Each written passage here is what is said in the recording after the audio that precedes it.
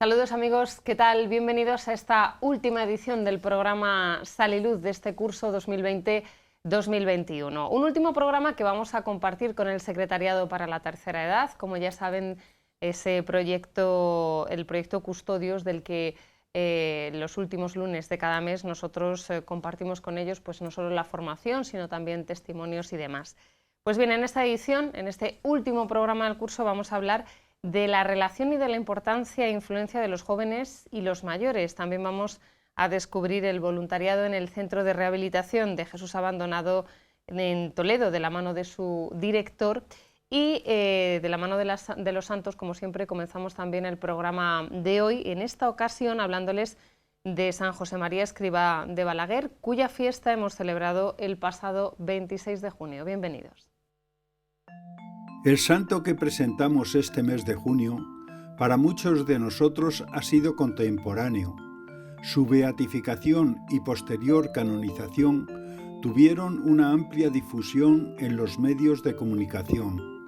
Nos referimos a San José María Escrivá, fundador de la obra apostólica Opus Dei. Nació en Barbastro, Huesca, el 9 de enero de 1902. Sus padres se llamaban José y Dolores. Tuvo 5 hermanos, Carmen, Santiago y otras 3 hermanas menores que él, que murieron cuando eran niñas. El matrimonio Escrivá dio a sus hijos una profunda educación cristiana. Cuando tenía 12 años quebró el negocio del padre, que era comerciante de tejidos, y la familia tuvo que trasladarse a Logroño, donde el padre encontró otro trabajo. En esa ciudad, José María, después de ver unas huellas en la nieve de los pies descalzos de un religioso, intuye que Dios desea algo de él, aunque no sabe exactamente qué es. Piensa que podrá descubrirlo más fácilmente si se hace sacerdote, y comienza a prepararse primero en Logroño y más tarde en el seminario de Zaragoza. Siguiendo el consejo de su padre, estudia también la carrera civil de Derecho como alumno libre en la Universidad de Zaragoza. Muere su padre en 1924 y José María queda como cabeza de familia. El año siguiente, cuando contaba 23 años de edad, recibe la ordenación sacerdotal y comienza a ejercer el ministerio primero en una parroquia rural y luego en Zaragoza. Con permiso de su obispo, en 1927 se traslada a Madrid para obtener el doctorado en Derecho. Allí trabajó en una academia dando clases de Derecho romano y canónico para sostener a su familia. Ejerció su ministerio sacerdotal en el patronato de enfermos, lo que le pone diariamente en contacto con la enfermedad y la pobreza en hospitales y barriadas populares de Madrid. El 2 de octubre de 1928, según su propio testimonio, vio que Dios le pedía que difundiese en todo el mundo la llamada universal a la santidad y que abriera un nuevo camino dentro de la Iglesia, el Opus Dei, para transmitir a todos los hombres que se pueden santificar a través del trabajo. Desde ese día, mientras continuaba con el ministerio pastoral que tenía encomendado en aquellos años, trabaja en solitario en el desarrollo de la organización. Empezó a contactar con personas de diversas profesiones, como artistas, profesores, obreros, sacerdotes, pequeños empresarios, a la vez que les ofrecía sus oraciones. Cuando comienza la guerra civil, José María Escrivá se encuentra en Madrid. La persecución religiosa le obliga a refugiarse en diferentes lugares. Ejerce su ministerio sacerdotal clandestinamente hasta que logra salir de Madrid y refugiarse en el sur de Francia después de una travesía por los Pirineos. Cuando acaba la guerra, regresa a Madrid. En los años siguientes, numerosos ejercicios espirituales los dirige para laicos, para sacerdotes y para religiosos.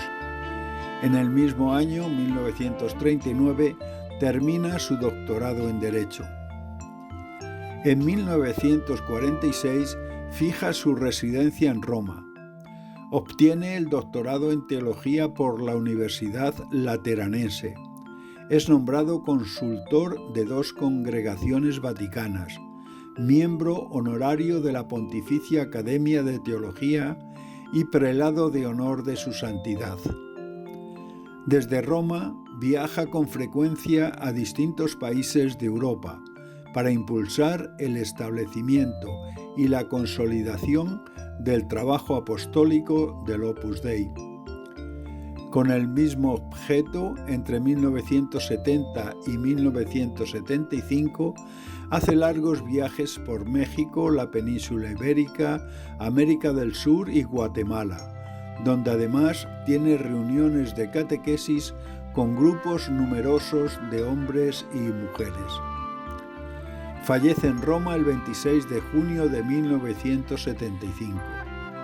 Varios miles de personas, entre ellas numerosos obispos de distintos países, solicitan a la Santa Sede la apertura de su causa de canonización.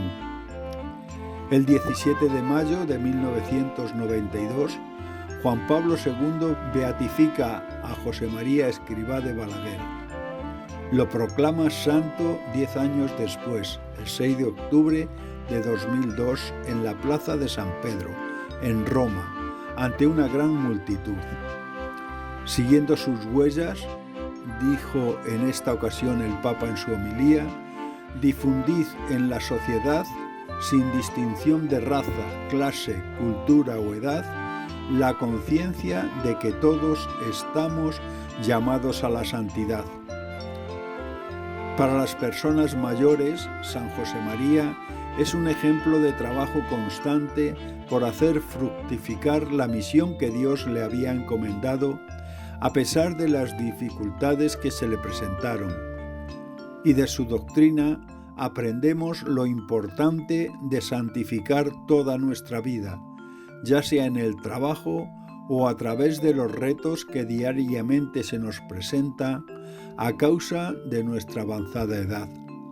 Se celebra su festividad el 26 del mes de junio.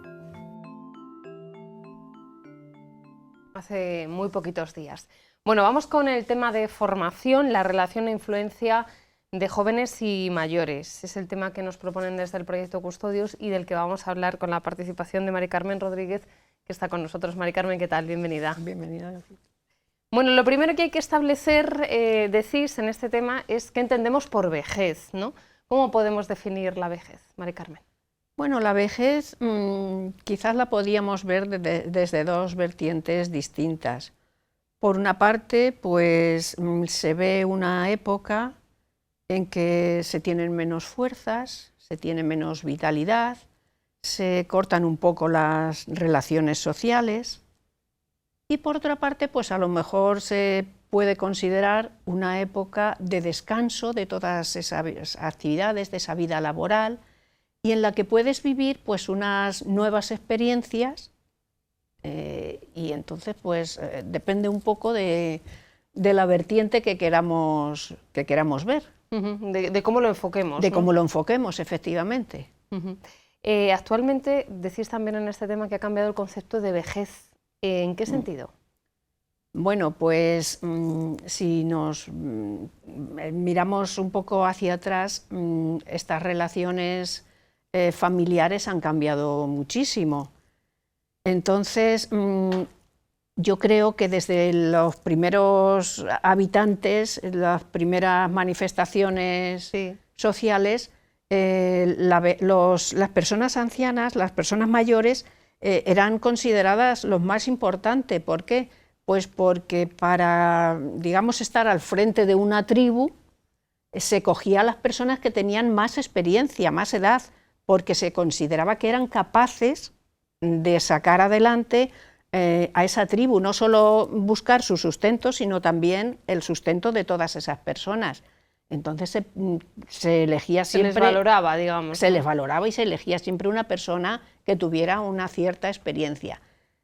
Ahora, en la actualidad, pues yo creo que es todo lo contrario.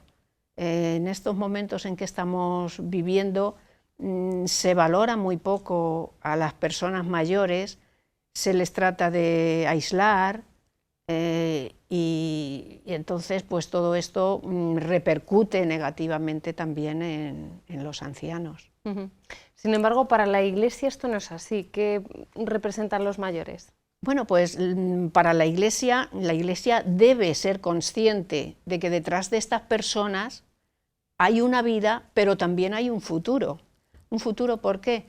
Pues porque en esta sociedad tan secularizada y que estamos viendo que cada vez se seculariza más, la aportación de las personas mayores es fundamental. ¿Por qué? Pues porque van a transmitir a los más pequeños, incluso a los jóvenes, todas sus vivencias, toda su creencia.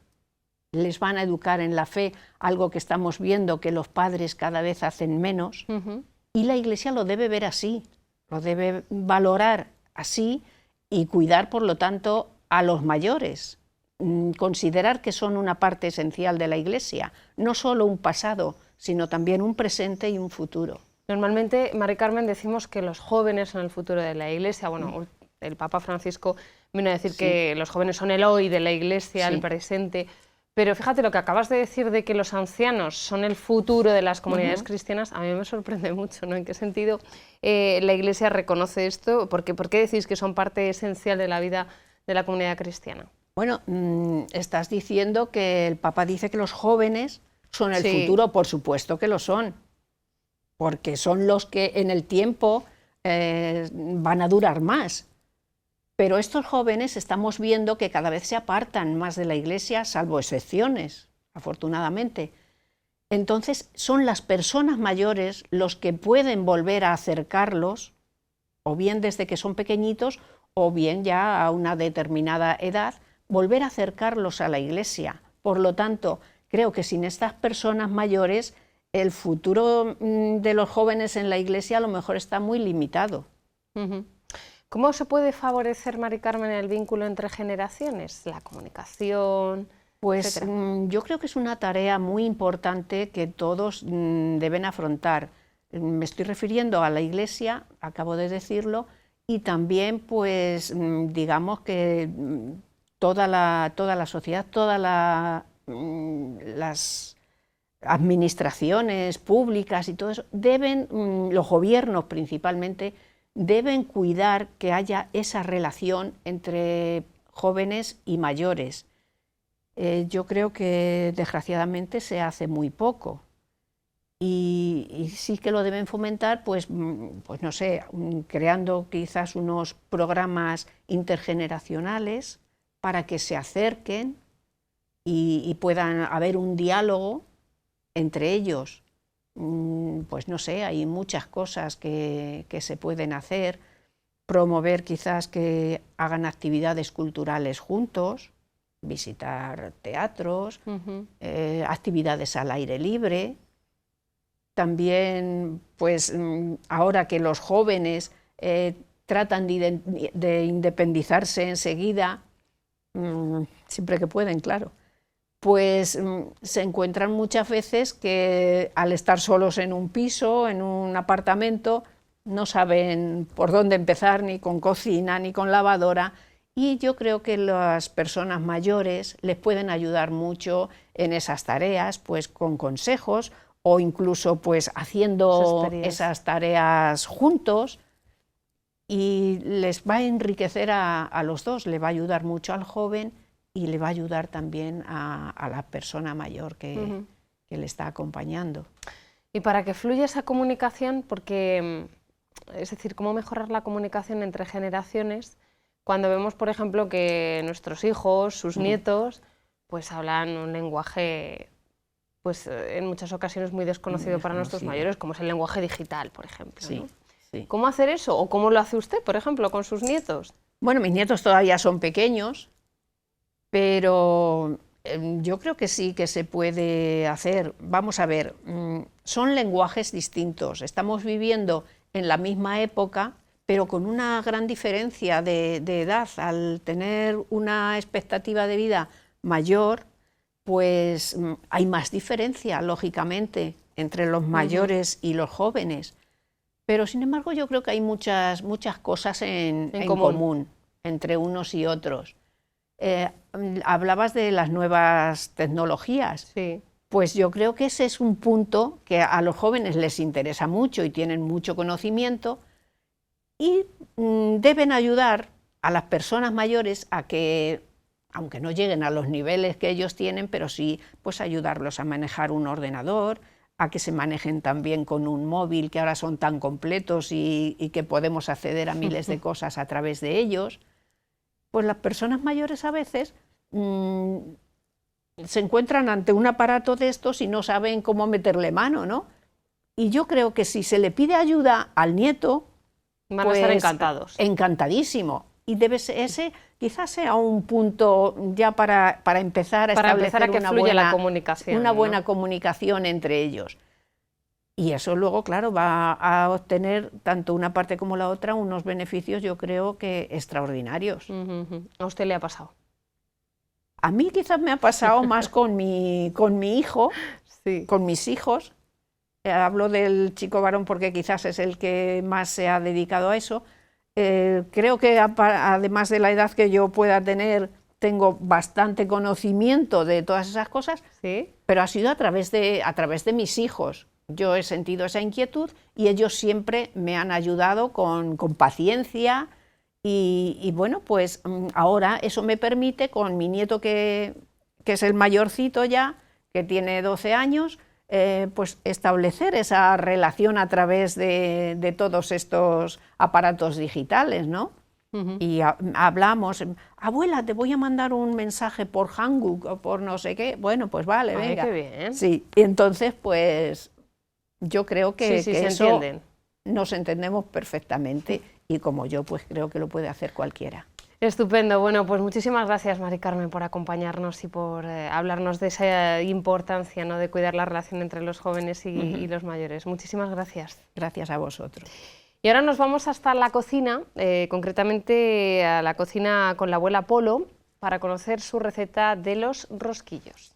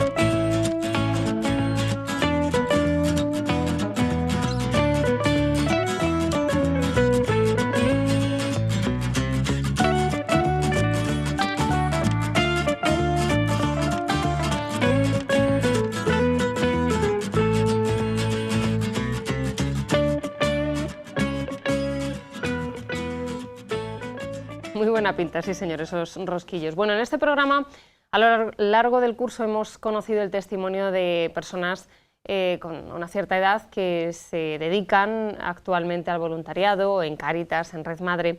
Bueno, pues bien, hoy vamos a conocer a Juan Pérez Mochales, que a través de su voluntariado pues, ha llegado a ser director del Centro de Rehabilitación Jesús Abandonado, en Toledo.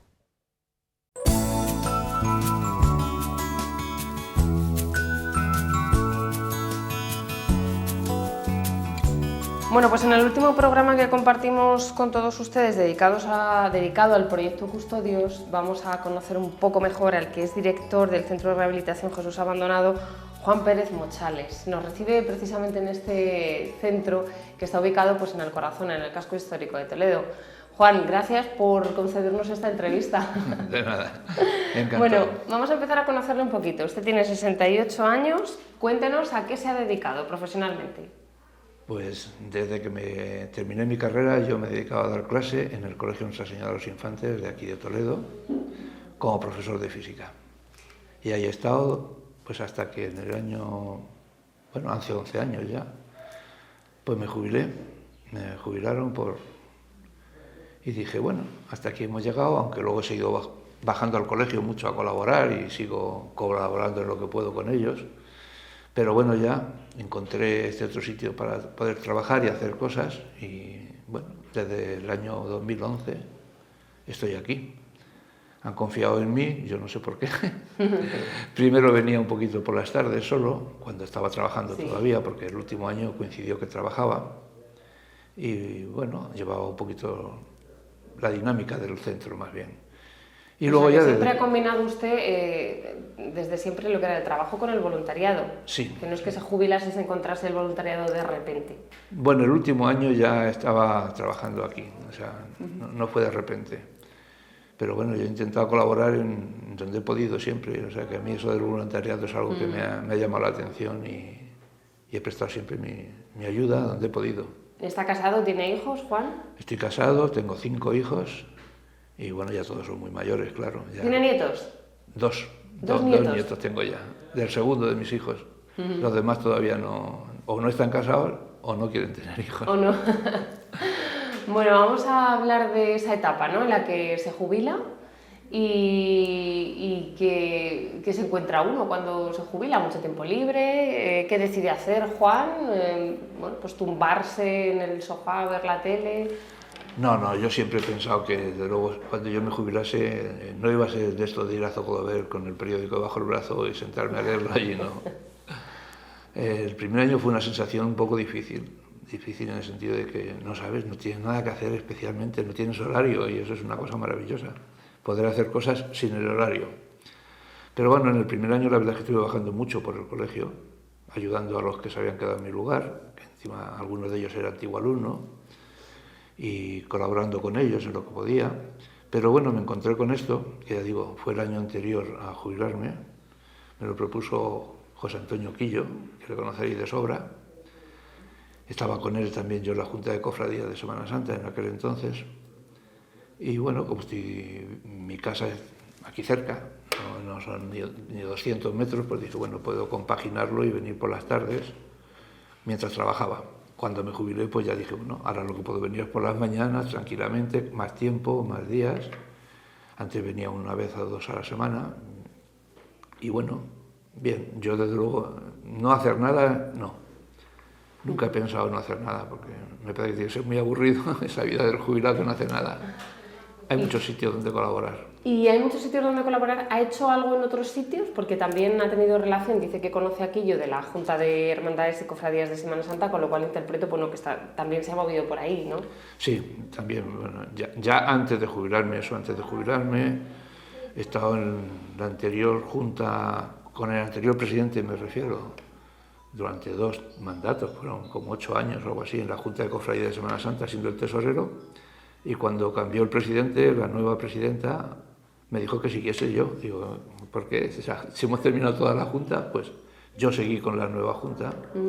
Y también en la Junta de Cofradías de Semana Santa he estado un periodo, por lo menos 4 años. Luego ya sí que lo he dejado. Pero bueno, también he colaborado y me apunté al albergue de Cáritas, al servicio del comedor. También, ¿y qué es lo que hacía allí exactamente? Pues dar la comida, servir la comida. Eso era solamente un compromiso de un día. Los miércoles, yo iba los miércoles y servir la comida, iba a la 1 o algo así, estar un rato allí con los que van a comer, hablando con ellos un poco antes de empezar, entrar al comedor, servirles la comida y luego recoger y preparar la mesa para la cena. Sí, bueno, es un solo día, pero hay que ser muy fiel. Juan, tienes que tener un compromiso en el albergue. Por supuesto, sí. muy serio, Sí, porque, claro, pues no es, no sé, como todos los voluntarios, sí, como todos los Sí, no, voluntarios, el entiendo, voluntariado pero tiene que ser serio, no puede ser voy o no voy, no. ahora tengo un ratito, ahora me apetece. No. Yo lo del albergue lo he dejado porque he tenido problemas de enfermedad. Me han operado muchas veces y primero me dijeron que no fuese porque no podía. O sea, no vengas que tú estás débil, no sé qué, débil no he estado, pero bueno. Y luego con la pandemia, desde luego ya lo he dejado. Pero estoy pensando en retomarlo, estoy pensando en volver a llamar y decir, aunque no sé cómo va ahora, no sé si dan las comidas presenciales o dan los tuppers para que se lo lleven, porque tanto había gente con tupper como gente que comía presencial. Y bueno, cuando hable con ellos, pues ya veré a ver si lo retomamos ahora a la vuelta quizá del verano, porque ahora no estoy en Toledo. Muy bien. ¿Y aquí exactamente qué es lo que hace? Porque es el director de este centro de rehabilitación. Bueno, yo creo que cuando me pusieron el título de director es un poco demasiado, pero bueno, bien. Es un poco, aquí hay 6 trabajadores, 6 personas que trabajan y que lo hacen muy bien, pero faltaba alguien que llevase un poco el orden de la contabilidad, el dinero y yo qué sé, alguna cosa, relaciones institucionales por decirlo de alguna manera, porque la psicóloga está con los pacientes, la trabajadora social lo mismo. La que se encarga de la limpieza de la cocina, pues está a lo suyo, y los monitores que vienen por la tarde y de noche, pues no. Y hacía falta alguien que ya existió también, un voluntario antes que yo, pues que cuando hay que ir a Hacienda, vaya a Hacienda, resuelva papeles en Hacienda, al ayuntamiento, y ya te digo, llevar un poco la contabilidad, las nóminas, prepararlas, aunque lo lleva una gestoría, ahora últimamente lo lleva sobre todo una gestoría, porque yo me siento muchas veces incapaz de cosas que no entiendo. Yo he sido profesor de física, pero no soy economista.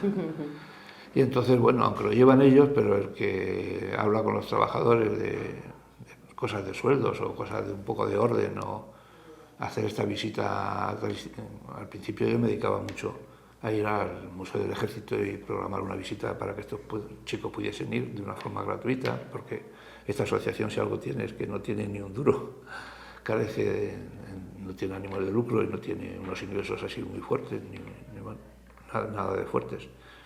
O la visita, esta casa es de la parroquia de Santo Tomé, pues para gestionar, para que fuesen a ver el cuadro del Greco, o los museos, ir por museos, buscar días y horas que pudiesen ir. Un poco más bien la vida social, por decirlo de alguna manera, hacia afuera del de las personas centro. que están aquí del centro. Porque preséntanos este centro, ¿a qué se dedica? ¿Es un centro de rehabilitación de personas de qué tipo? Háblenos. Esto es un centro de rehabilitación de personas con problemas de alcohol, fundamentalmente. Así es. Esto lo creo, pues como os he contado, Quillo, con un médico, Fernando Jiménez Díaz, y un monitor, que en paz descanse. Tenemos ahí una foto de él, que se trajeron de Sevilla, de un centro de este tipo. Este chico estaba allí de monitor. Una persona de Toledo tenía un problema de alcohol, fueron Quillo y Fernando a ver aquel centro, la internaron allí y luego pensaron que en Toledo había que hacer algo. Y entre ellos dos y este monitor que se trajeron, montaron este centro. Este centro se montó en el año 2000, más o menos, ahora mismo no lo sé, en otra casa, no esta vez no de la parroquia, sino del ayuntamiento, ahí en el Paseo del Tránsito. Esa casa se quedó evidentemente muy pequeña, era una casita, nada, con 2 habitaciones o algo así. Luego el centro creció, había hombres primero solamente, bueno, se creó en Cuerva para empezar, esto empezó en Cuerva. Le dieron ahí un piso en Cuerva y se vinieron a Toledo el año siguiente.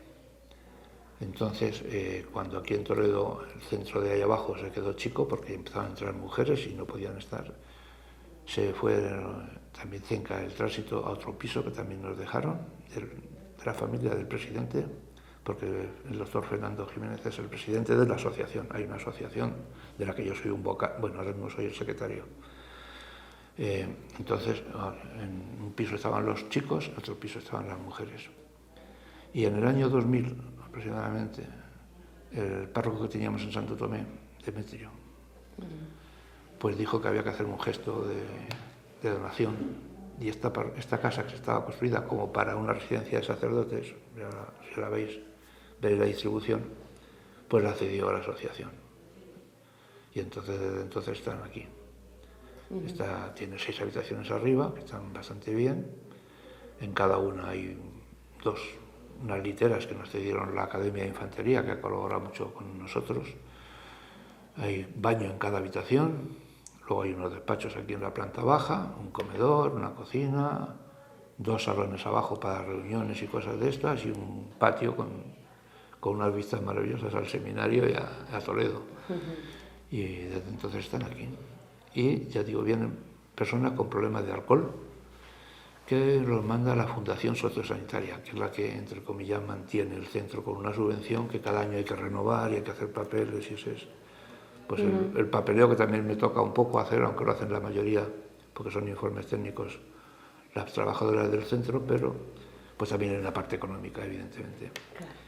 Y cada año se tiene que renovar, y cada año tenemos que luchar porque nos concedan. Tenemos concedidas 14 plazas, este año nos han reducido a 13, y nos pagan por cada interno que está ahí cada día. Con lo cual, si un interno se da de alta y no viene otro, pues ese día no te pagan, entre comillas. Por eso la cuestión económica de aquí es muy delicada, muy delicada. Y con la pandemia el año pasado no te cuento. Eso le iba a preguntar, ¿no? ¿Cómo pasaron la pandemia?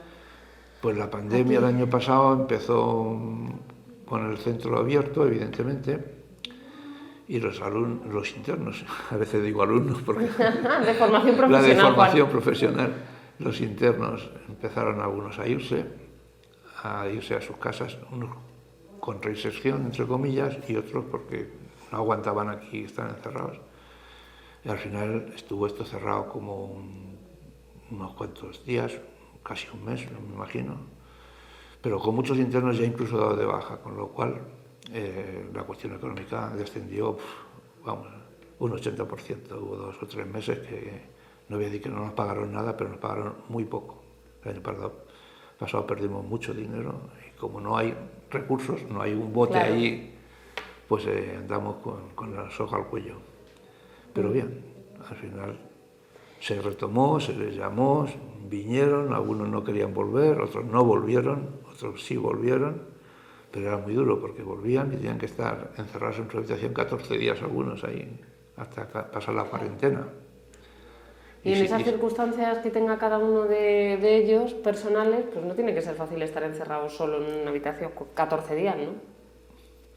Pues eso ha sido muy duro. Yo de eso te puedo contar poco porque yo ya el año pasado evidentemente vine casi nada, todo era por teléfono, con la pandemia no aparecí por aquí, pero las trabajadoras me lo contaban, es muy duro, tanto para ellos como para estos. Había que subir la comida, procurar que hiciesen algo, pero sin haber contacto, claro. Yo qué sé, era un trabajo muy duro. Muy complicado. Muy ¿no? complicado. Te lo pueden contar muy bien una trabajadora social que a mí me decía, estoy desesperada cuando hablábamos por teléfono, porque evidentemente en aquel entonces justo yo acababa de salir de una operación y a una de ellas se la nombró, y sigue siendo ya, un poco la directora, gestora o algo así del centro, porque como yo no venía, no había alguien que hacía falta, ¿no?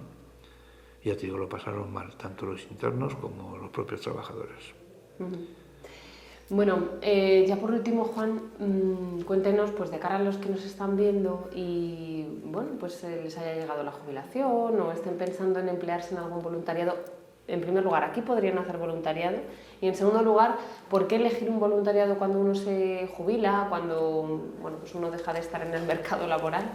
¿Qué es lo que le ha aportado a usted estos años el voluntariado? Pues a mí me ha aportado mucha, de verdad, felicidad. El venir aquí, para empezar, me daba un trabajo.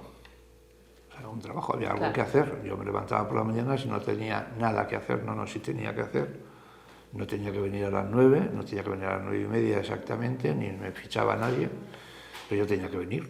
Hacía unas cosas en casa, evidentemente liberaba a mi mujer de algún poco trabajo, preparar algunas cosas o limpiar alguna cosa, pero sabía que luego tenía que venir aquí. Y yo venía, es decir, a las 11 o así, estaba por aquí, estaba 2 horas, ver que la gente se rehabilita, porque las estadísticas luego, si cogéis los informes, dicen que a lo mejor solamente es un 60% de la gente que se rehabilita, o tal cual, porque ya saben mucho más que yo, pero a mí me parecía que todos salían muy bien, que la mayoría que entraban aquí y entraban muy mal y los veías, cuando se iban, pues la verdad, se iban agradecidísimos, mucha gente vuelve, abre la puerta y yo estuve aquí el año pasado y me habéis hecho feliz, me habéis hecho no sé cuánto, me habéis hecho... Y eso a mí me daba mucha alegría. Y además me creía que todos serían así, evidentemente, ellas que siguen en teléfono llamando a sus familias a su casa, no todos son así. Pero a mí me parecía que sí, y entonces eso me alegraba mucho la vida. ¿Que hay que hacer un voluntariado? Eso está claro. Yo creo que no podemos jubilarnos y cruzarnos de brazos. Hay muchos sitios donde poder trabajar, no ya dentro de la iglesia, que es donde yo me muevo, pero hay mucho voluntariado que se puede hacer también, porque hay gente a quien lo necesita y ya está. Ahora tengo, yo que sé, conozco otra persona que se dedica a llevar comidas me parece que es del hospital, no sé dónde, a repartirlo por las casas con su coche, porque hay necesidad, ¿verdad? Hay necesidad de muchas cosas. Y los que estamos jubilados, yo creo que mientras estemos bien, tenemos que seguir trabajando. Que el voluntariado da vida. El voluntariado da mucha vida, da mucha vida. Lo que no me acuerdo es lo primero que me has preguntado, que lo estaba pensando. Que si aquí hay para hacer voluntariado. ¿Sí? Aquí sí, se puede venir, claro, evidentemente no es que haya aquí, como veis, no es un gran centro, pero tenemos voluntariado, tenemos chicas que han venido aquí a hacer las prácticas de sus estudios de trabajadora social y luego pues han venido y están colaborando con nosotros y vienen por las tardes. Uno de los actuales monitores pues fue un antiguo interno que venía mucho con Juan y estaba aquí por las tardes con él dando su testimonio y colaborando, y cuando haces una salida evidentemente si van 2 personas mejor que si va una. 14 personas se pueden más o menos, digamos, llevar, controlar, porque además son adultos. O sea, en ese sentido no hay ningún problema, pero si vas 2 personas a dar la vuelta al valle o a Zocodover o a la biblioteca, que van todos los viernes, no salen de paseo, pues siempre viene bien que venga alguien más. Es como cuando en el colegio hacíamos una excursión. Si venía alguno de fuera y te echaba una mano, pues mira, mejor que ir el profesor solo con ellos, ¿no? Claro. Bueno, Juan, pues muchísimas gracias por recibirnos en tu segunda casa. En mi segunda casa, sí. En este centro que vamos a recordar, bueno, que está en el casco histórico, en la calle Sant Torquato, me parece. Sant Torquato, número 15. Ahí, si os habéis fijado, ahí en el número 13 hay una portada de lo que fue la iglesia de Sant Torquato, aquí en esta calle, que bueno, aquello se cerró cuando se derrumbaría. Lo dicho, muchísimas gracias por atendernos, Juan, encantada. A lo que queráis. Muchas gracias.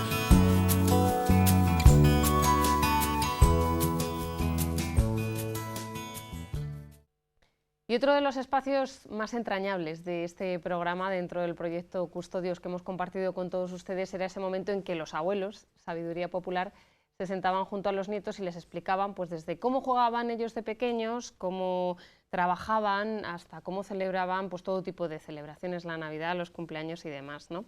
Hoy conocemos cómo era antaño el oficio de cerrajero. Hola, abuelo. Hola, Paula, Andrea, Samuel, ¿qué tal? Bien, ¿y tú? Muy bien, aquí estamos. Te vamos a hacer unas preguntas por curiosidad. Muy bien, venga. ¿A qué te dedicabas cuando eras joven? Bueno, pues yo empecé trabajando como cerrajero, que ha sido mi oficio de toda la vida. Empecé en un taller en Madrid a los 14 años. A los 17 me vine a Fuensalida. Estuve trabajando en varias empresas, siempre aprendiendo y con mucho interés, hasta que llegó un momento de mi vida que monté mi propio negocio. Y todo esto, pues, gracias a Dios, y ha sido lo que me ha ayudado a sacar a mi familia adelante. ¿Y te gusta tu trabajo? Me gustaba muchísimo mi trabajo, porque era un trabajo muy creativo, era un trabajo que nunca hacías lo mismo. Un día hacías una puerta, otro día hacías una reja, otro día pues una verja, una armadura de casa para ventanas, puertas, y siempre, cada día era una cosa distinta, por eso era una cosa muy creativa y a mí me encantaba hacerla. ¿Y en qué consiste ser cerrajero?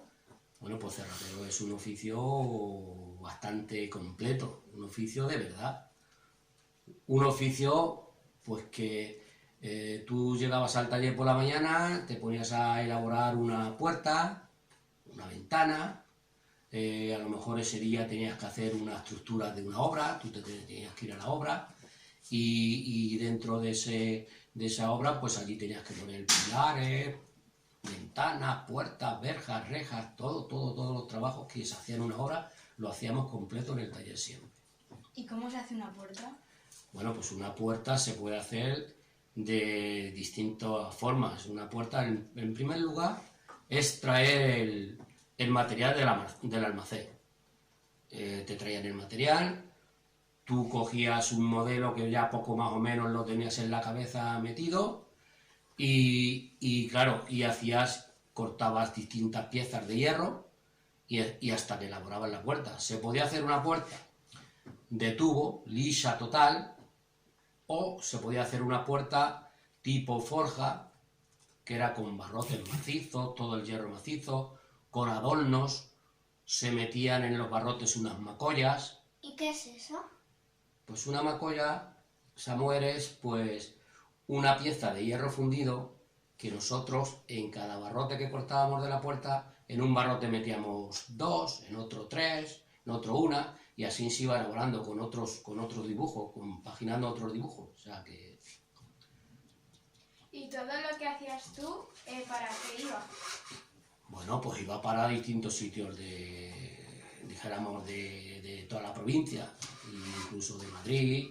Pues trabajábamos aquí, por ejemplo, en Fuensalida, pues se trabajaba mucho para el ayuntamiento, se hacían muchos trabajos, hicimos mucho trabajo en el ayuntamiento de cosas de reforma, verjas, muchas puertas, hicimos los escenarios donde se realizan los espectáculos ahí en las fiestas del pueblo, pues, y luego pues también en la parroquia del pueblo pues también se ha hecho mucha reforma de ventanas, puertas, rejas, y todo eso está ahí, pues gracias a Dios que está ahí hecho en nuestro taller.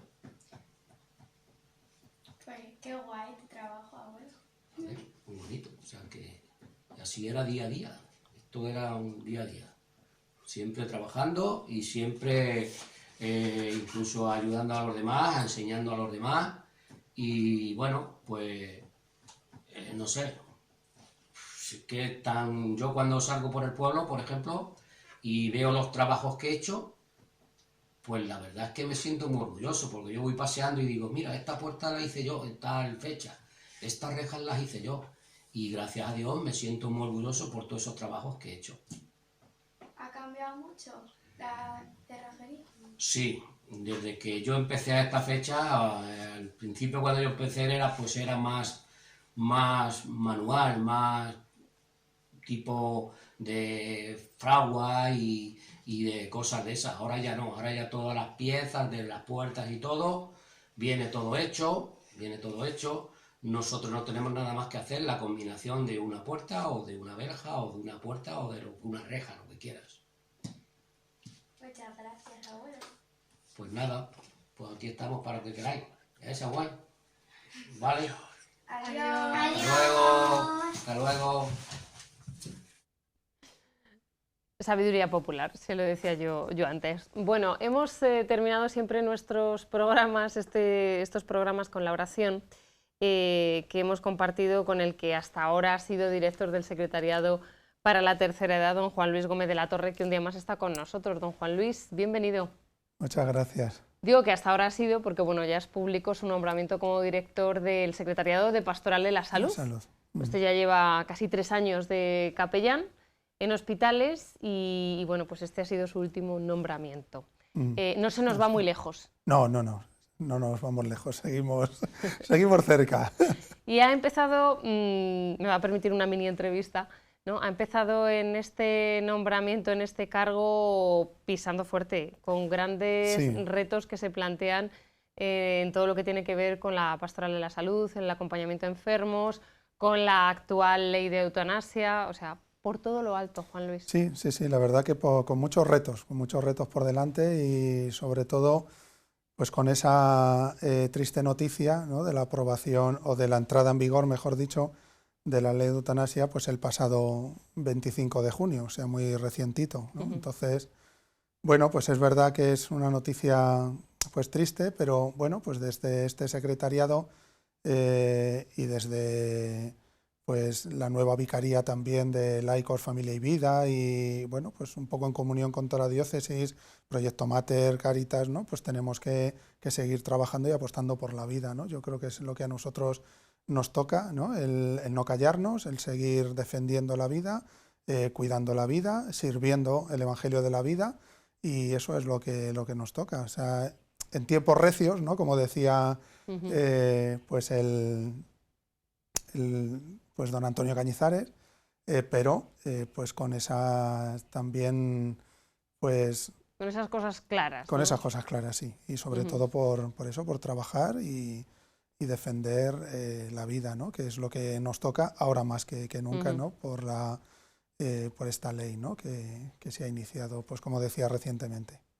Bueno, nosotros a lo largo de este curso sí que es verdad que en este programa dedicado al proyecto Custodios pues hemos defendido esto, ¿no? De alguna manera, yo lo pensaba antes y bueno, pues hemos apostado por la vida en el sentido de que pues todas aquellas personas mayores que a lo mejor piensen, bueno, pues es que ya no, yo aquí no tengo nada que hacer, no tengo nada que ofrecer, ya solo soy un estorbo, pues aquí hemos testimoniado y hemos hablado precisamente de todo lo contrario, Claro. con lo cual, bueno, pues hemos contribuido de alguna forma también a apoyar todo esto, ¿no? Sí, no, y sobre todo que desde estos programas pues hemos ofrecido también como alternativas, ¿no? Como es pues eso, el tema del voluntariado y el tema de la formación, los temas que hemos tratado, ¿no? Pues para que realmente pues nosotros o las personas mayores o las personas que están a lo mejor en una